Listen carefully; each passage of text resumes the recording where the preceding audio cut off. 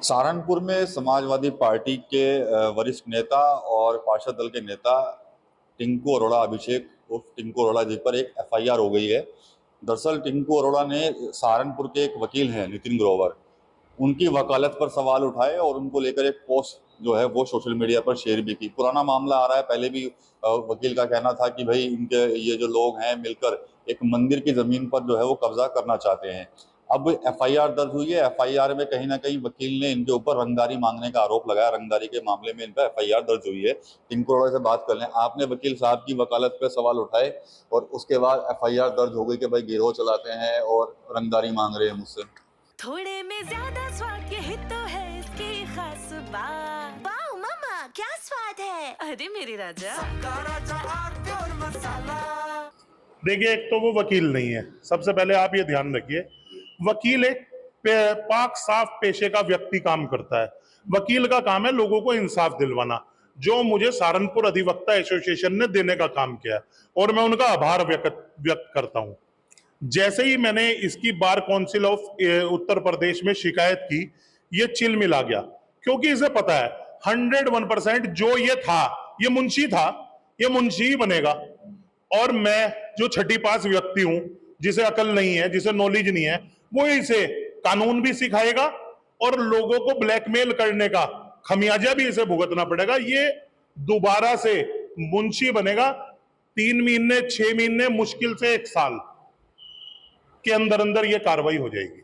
आप कह रहे हो वो ब्लैकमेल, लेकिन वो आपको कह रहे हैं आप ब्लैकमेल कर रहे हो। किसी के कह देने से क्या होता है? पूरे सहारनपुर में तो किसी ने आरोप नहीं लगाया। ये व्यक्ति है कौन? इसने मेरे पे रंगदारी का आरोप लगाया। देखिए, सबसे पहले तो कानून की आपको परिभाषा बता दूं। कानून में रंगदारी वो होती है, मैंने आपके खाते में पैसा ट्रांसफर कर दिया, मैंने आपको नगद पैसा दे दिया, तभी तो रंगदारी हुई। इसे सेंस ही नहीं है, जो आदमी वकील ही नहीं। दूसरा, वो मुझे कचहरी में बता रहा है तो सीसीटीवी फुटेज देगा।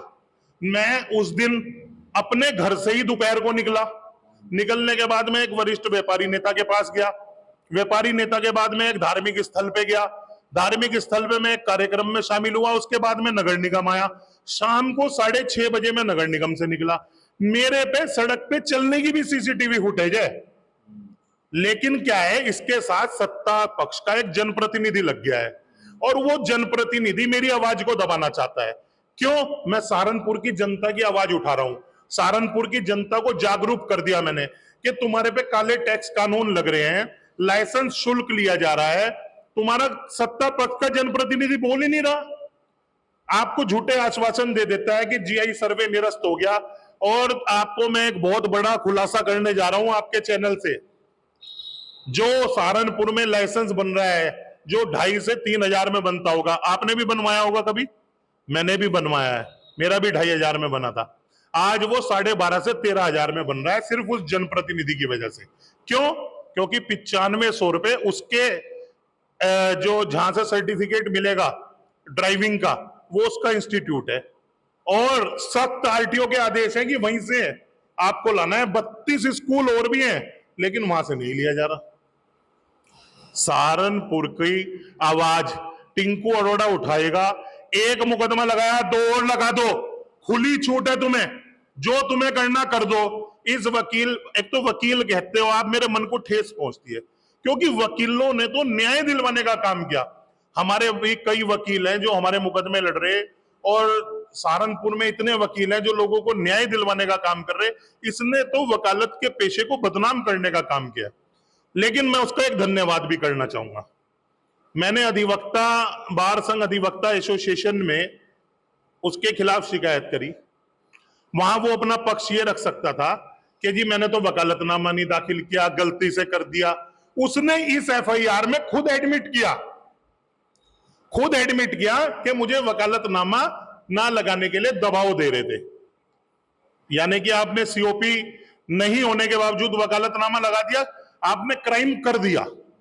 अब क्राइम की सजा ये नहीं है कि अब आने वाले दिसंबर में ये सीओपी नंबर ले भी आए।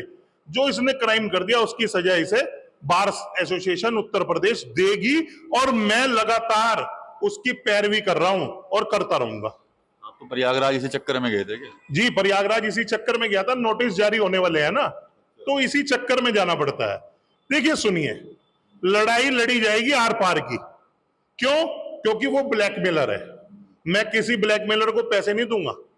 अगर आप मेरे ऊपर कोई कार्रवाई कर रहे हो झूठी, मैं अपनी लड़ाई लड़ूंगा। मैं आपके आगे आकर सिलेंडर होने वाला नहीं हूं।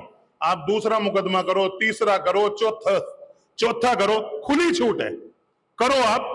मैं भी तो पुलिस प्रशासन के पास जाऊंगा। कैसे मेरे पे झूठे मुकदमे हो रहे हैं? क्या आप एक जनप्रतिनिधि की आवाज दबाना चाह रहे हो? सहारनपुर की जनता की आवाज नहीं दबेगी।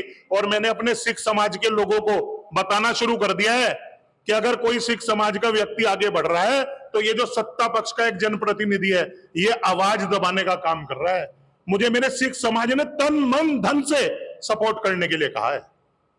चलिए ठीक है। तो टिंकू अरोड़ा कह रहे हैं कि एक साजिश के तहत उनकी आवाज दबाने की कोशिश हो रही है और सत्ता पक्ष के ही जुड़े हुए कुछ लोगों के इशारे पर इन पर एफआईआर हो रही है और एक किसी सत्ता पक्ष के किसी एक व्यक्ति की इशारे पर इनके ऊपर एफआईआर हो रही है, ऐसा कहना है टिंकू अरोड़ा का। इसके अलावा कह रहे हैं कि जो रंगदारी की एफआईआर मेरे ऊपर कराई गई है, जो बताया गया है कि मैंने कोर्ट में जाकर उनको धमकी दी है, उस दिन के आप सीसीटीवी चेक करा लीजिए। सीसीटीवी कैमरे में साफ आ जाएगा कि वो उस समय कहाँ कुछ मौजूद थे। प्रशासन से मिलने की बात कर रहे हैं, साफ तौर पर कह रहे हैं कि जिस तरह से मैं सहारनपुर के जनता से जुड़े जो मुद्दे उठा रहा हूँ उसको कुछ लोग जो है वो पसंद नहीं कर रहे हैं, जिसकी यही नतीजा है कि उनके ऊपर एक के बाद एक एफआईआर जो है वो करवाई जा रही है। टीम 9 यूपी के लिए सहारनपुर से विकास कर रही।